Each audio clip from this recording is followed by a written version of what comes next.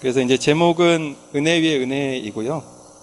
이제 하나님께서 우리에게 주신 은혜와 은혜들을 나누기를 원합니다. 저는 이제 지금 광주에서 학생들을 가르치고 있는데요. 광주는 여기 경기도 광주가 아니라 저쪽에 전라도에 있는 광주입니다. 그래서 주말에 왔다 갔다 하느라고 좀 힘들고, 또 이제 교회 생활은 저희가 전국적으로 하고 있어가지고 이제 뭐 어떨 때는 거제도도 갔다 오고 뭐 왔다 갔다 하느라고 좀 바쁘게 살고 있습니다. 근데 이제 그렇게 살다 보니까 마음은 있는데 몸이 이제 힘들어지는 것 같아요. 그래서 이제 그 최송 형제님도 이제 연세가 들어가시니까 힘드실 것 같은데, 오늘 이제 말씀을 나누는 이 요한복음의 저자인 요한은 이 책을 아마 80에서 90세쯤에 쓰셨을 것 같아요. 그래서 그 요한복음을 쓰실 때를 생각해 보면, 제가 지금 아직 50대 초반인데,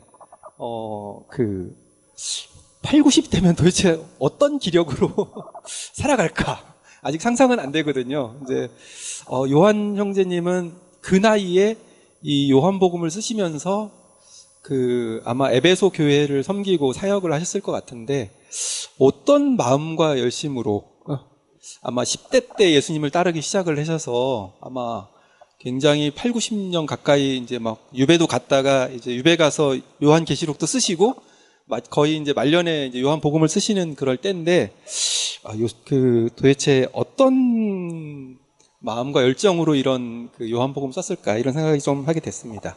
오늘 말씀 나눌 부분은 이제 세 부분으로 제가 구성을 했는데요. 하나님이 사랑하사 하나님의 선물, 그 다음에 선한 일을 행하는 자라는 말씀입니다. 저는 이제 학교에서 학생들한테 언어를 가르치고 있거든요. 그래서 좀 언어적인 내용들을 좀 고리타분하게 할 수도 있을 것 같습니다. 먼저 하나님이 사랑하사인데요. 먼저 말씀을 보시면 이제 요한복음 1장 말씀입니다. 요한복음 1장 말씀 제가 이제 몇 구절만, 이제 유명한 구절들만 같이 한번 읽겠습니다. 태초에 말씀이 계시니라. 이 말씀이 하나님과 함께 계셨으니 이 말씀은 곧 하나님이시니라. 그 안에 생명이 있었으니 이 생명은 사람들의 빛이라. 영접하는 자 곧 그 이름을 믿는 자들에겐 하나님의 자녀가 되는 권세를 주셨으니 말씀이 육신이 되어 우리 가운데 거하심에 우리가 그의 영광을 보니 아버지의 독생자의 영광이요 은혜와 진리가 충만하더라. 우리가 다 그의 충만한 데 받으니 은혜 위에 은혜로라. 본래 하나님을 본 사람이 없으되 아버지 품 안에 있는 독생하신 하나님이 나타내셨느니라. 여기 있는 말씀들이 이제 요한복음 1장의 전반부에 있는 좀 몇 구절 말씀들인데, 아마 암송하셔서 성경 야구대회 같은 데 많이 나오는 말씀들이 아닐까 싶은데요. 네. 여기 이제 1장에 이제 보면은 그 옆에 있는 그림은 예수님 품 안에 있는 사도 요한이라는 목각 작품이라고 하는데 13세기에 유럽에서 한 거라고 합니다. 그래서 요한복음에 보면은 요한이 자기를 예수님의 사랑하는 제자인데 예수님 품 안에 있다, 이런 의지했다, 이런 표현들이 몇 번 나오는 것 같아요. 그리고 여기 보면은 아버지 품 속에 있는 독생하신 하나님이 나타나셨다. 그래서 요한이 거의 100세 가까이 되셨는데도 예수님 하면 떠오르는 자신의 이미지가 예수님을 따를 때 예수님의 품에 의지해서 이렇게 있는 그런 건데, 이제 여기에 이제 상상한 작품이긴 하지만 어떻게 예수님을 의지해서 있었을까? 근데 예수님이 또 뭐라고 그랬냐면,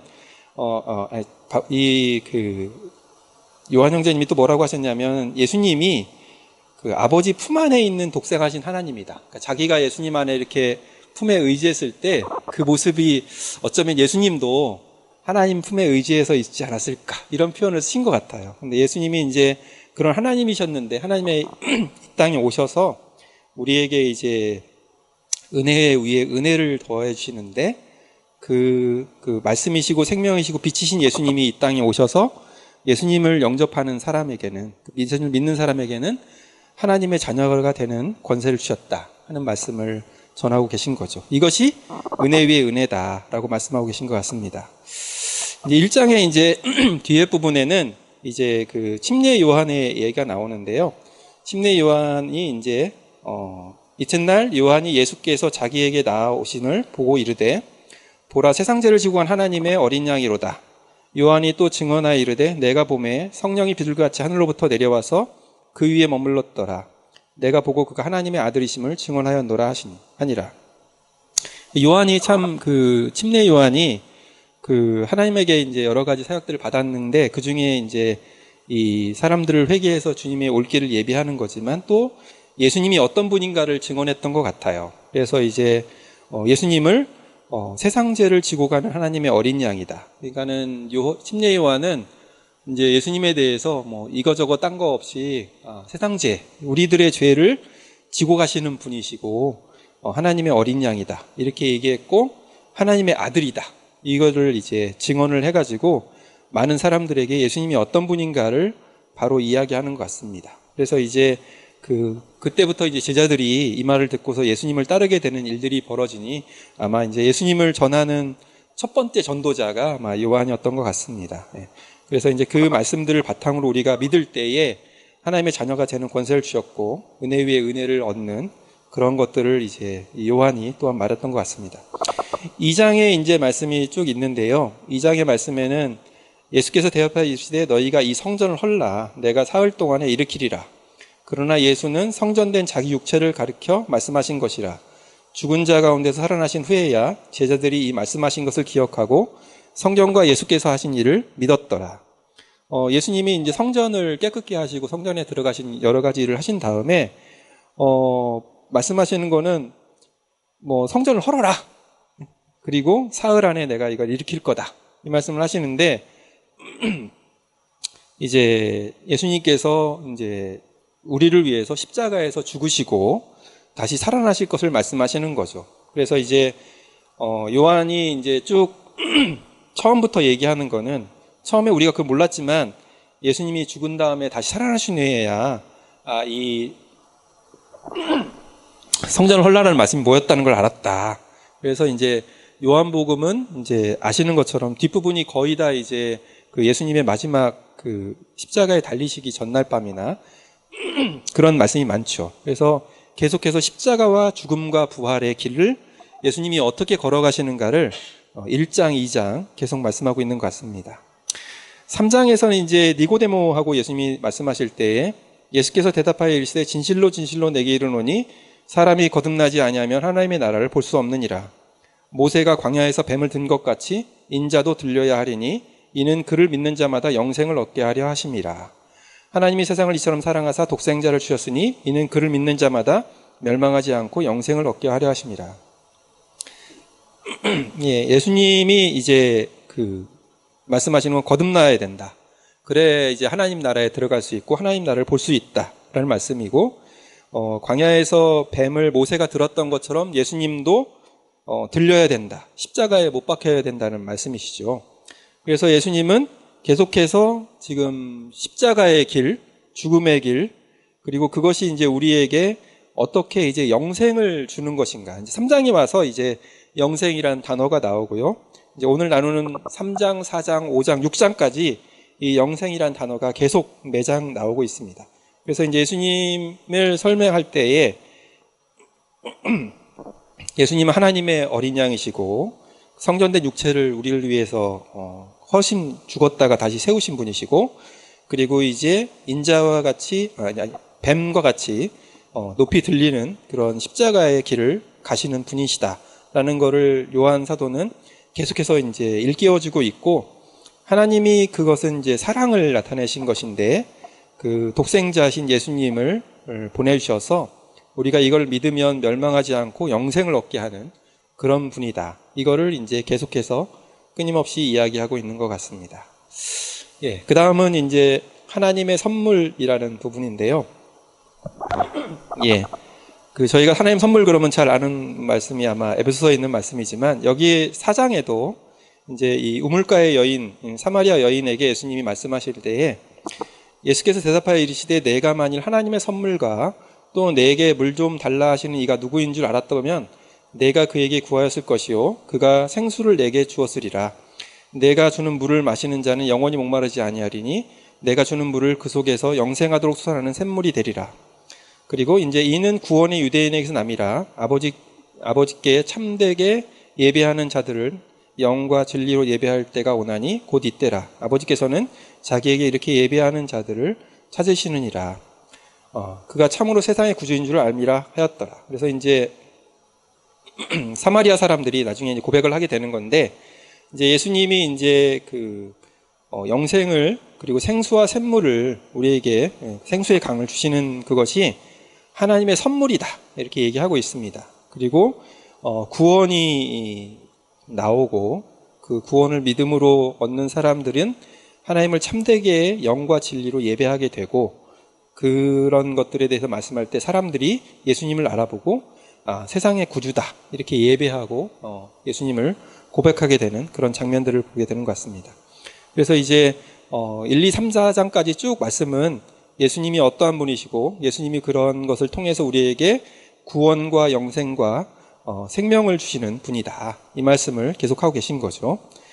5장에 와서 이제 보면은 그 베데스다 연못가에서 38년 된 병자를 예수님이 고치십니다. 안식일이셨죠. 그 사람이 유대인들에게 가서 자기를 고친 이는 예수라 하니라. 그러므로 안식일에 이러한 일을 행하신다 하여 유대인들이 예수를 박해하게 된지라. 내가 진실로 진실로 너에게 이르노니 내 말을 듣고 또 나 보내신 이를 믿는 자는 영생을 얻었고 심판에 이르지 아니하나니 사망에서 생명으로 옮겼느니라. 그래서 이제 이 고쳐주는 일을 하게 된 것 때문에 이제 핍박을 받게 되는데, 여기서 예수님은 이제 그 믿는 자에게 영생이 있고 심판에 이르지 않으며 사망에서 생명으로 옮겼다. 그래서 이제 믿는 자들에게는 영생과 생명이 있지만 믿지 않는 자들에게는 심판과 사망이 있다, 이 말씀을 이제 하시게 되는 거죠. 6장에 와서 이제 오병이어 사건이 있는데요. 6장에서 이제 이에 거두니 보리떡 5개로 먹고 남은 조각이 12바구니에 찼더라. 썩을 양식을 위하여 일하지 말고 영생하도록 있는 양식을 위하여 하라. 이 양식은 인자가 너에게 주리니 인자는 아버지 하나님께서 인치신 자니라. 내 살을 먹고 내 피를 마시는 자는 영생을 가졌고 마지막 날에 내가 그를 다시 살리리니 이 살은 참된 양식이요, 내 살은 참된 양식이요 내 피는 참된 음료로다. 이 성찬과 관련된 말씀으로 이해가 되면 마태복음에 이것은 죄사함을 얻게 하려고 많은 사람을 위하여 흘리는 바 나의 피 곧 언약의 피니라 라는 말씀하고 관리 연결이 되는데, 예수님께서 우리를 위해서 피 흘리시고 살이 찢기신 걸 말씀하시는데, 오병이어에서 사람들이 먹고 배부른 것을 예수님이 말씀하시면서 그 의미가 많이 먹고 남았다라는 것보다는 이게 예수님이 참된 영생의 양식이다, 그거를 알아야 된다, 이 말씀을 하고 계시고, 이제 여기에서도 이제 사실은 예수님이 우리를 위해서 살이 찢기시고 피를 흘리실 것들을 말씀하시는 거라고 이해가 됩니다. 자, 이상에 살펴본 것처럼 요한복음 1장부터 6장까지를 보면은 1장에서 말씀이 육신이 되신 것을 말씀하시고 어린 양, 하나님의 어린 양인 거, 2장에서 성전된 육체, 그다음에 3장에서 이제 인자가 들려야 된다, 뱀과 같이 들려야 된다는 말씀하시면서 영생을 말씀하셨고, 4장에서 생수, 5장에서 이제 병을 고치시면서 영생을 말씀하셨고, 6장의 오병이어와 참된 양식을 통해서 이제 영생과 이런 말씀을 하셨습니다. 그 뒤에는 계속해서 보시기를 바랍니다. 그 다음에 이제 선한 일을 행한 자인데요. 이렇게 중요한 이제 구절을 쭉 보는데, 이제 5장에 보면은 좀 여러 가지 이제 말씀들이 더 있는데요. 여기 이제 5장에 내가 아무것도 스스로 할 수 없노라. 듣는 대로 심판하노니 나는 나의 뜻대로 하려 하지 않고 나를 보내신 이의 뜻대로 하려 함으로 내 심판은 의로우니라. 나를 위하여 증언하시는 이가 따로 있으니 나를 위하여 증언하시는 그 증언이 참인 줄 아노라. 너희가 요한에게 사람을 보내매 요한이 진리에 대하여 증언하였느니라. 아버지께서 내게 주사 이루게 하시는 역사, 곧 내가 하는 그 역사가 아버지께서 나를 보내신 것을 나를 위하여 증언하는 것이요, 또한 나를 보내신 아버지께서 친히 나를 위하여 증언하셨느니라. 너희가 성경에서 영생을 얻는 줄 생각하고 성경을 연구하거니와 이 성경이 곧 내게 대하여 증언하는 것이니라. 그래서 예수님이 자기 자신을 위해서, 나를 위해서 증언을 대는 것이 있는데 4가지를 이야기하십니다. 요한이 이제 침례 요한이 증거한 거, 그리고 예수님이 하신 일들, 이제 놀라운 표적과 기사와 역사들이죠.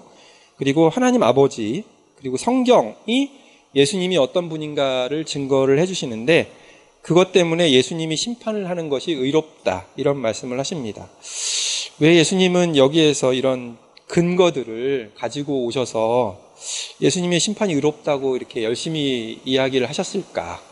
그러니까 이제 요즘에 우리나라가 이제 재판 국면이잖아요. 수많은 재판이 막 뉴스 많이 나와가지고 얘기 나올 때 스트레스 많이 받는데 어차피 우리가 이제 사람들은 마지막 앞에 심판을 주님 앞에 재판을 받아야 되는 거죠. 그때 서게 되는데 예수님의 재판은 어떤 재판일까?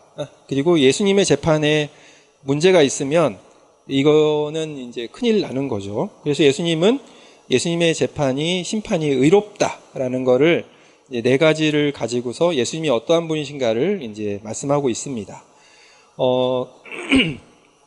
근데 이제 그 다음 그 앞에 있는 구절이 조금 이제 저한테 걸림이 됐는데요.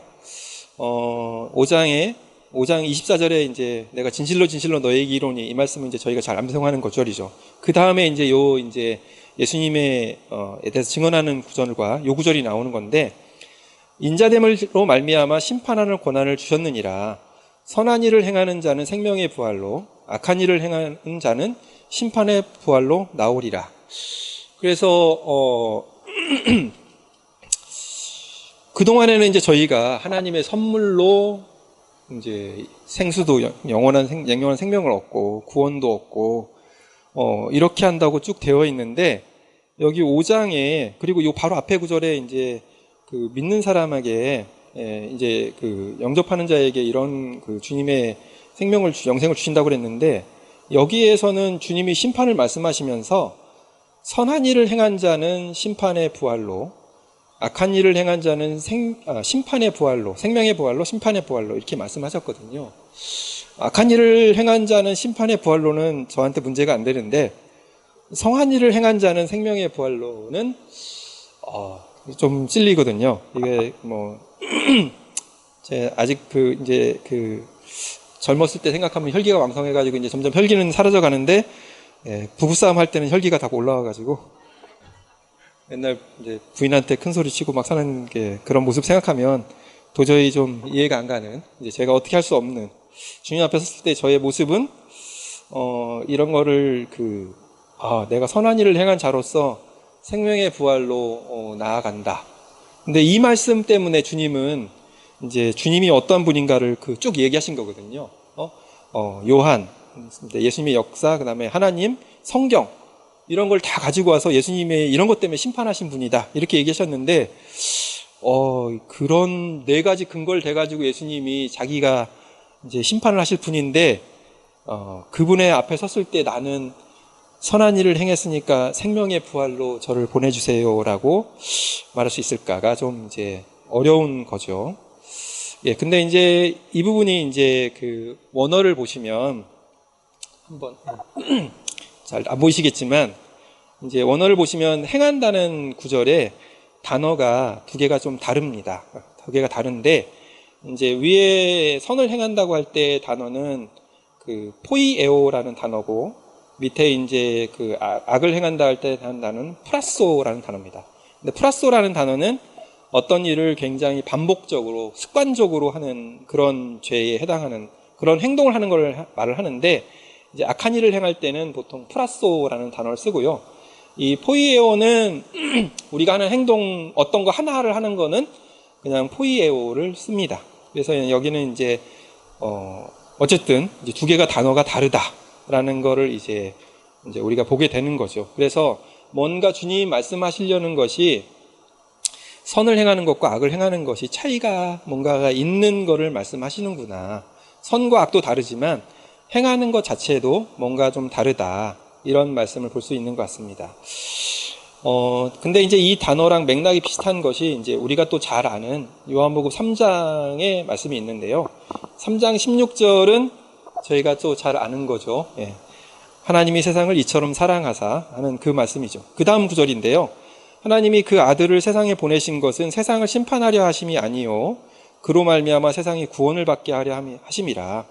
그를 믿는 자는 심판을 받지 아니하는 것이요 믿지 아니하는 자는 하나님의 독생자 이름을 믿지 아니하므로 벌써 심판을 받은 것이니라.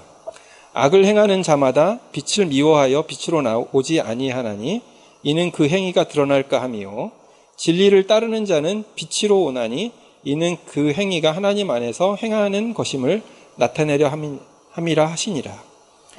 여기에서 이제 믿지 않는 자들이 하는 악한 행위를 하는 자들인데, 여기는 똑같은 단어가 쓰였습니다.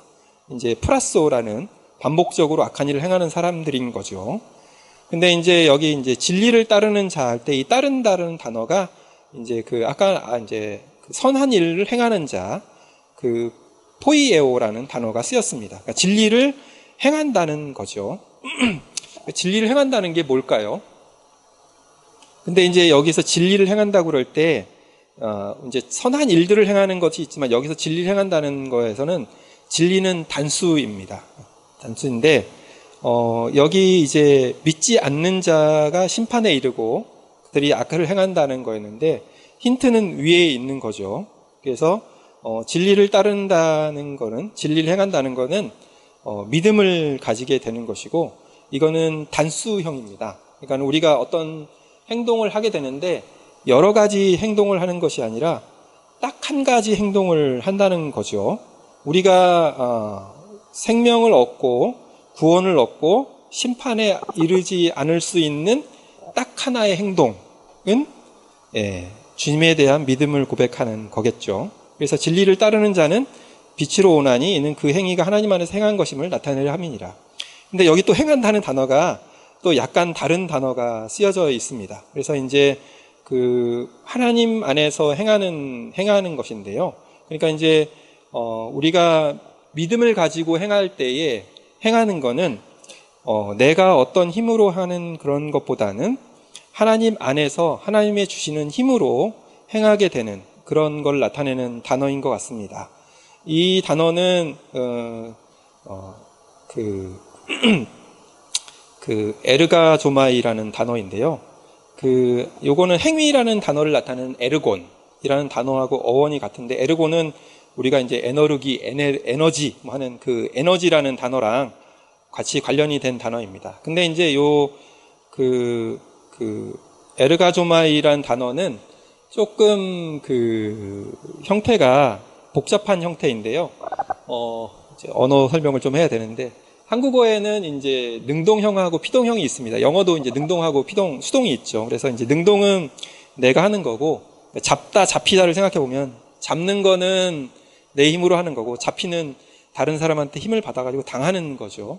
근데 이제 이 그리스어는 중간태라는 것이 있어서, 이 단어가 이제 중간태 동사거든요.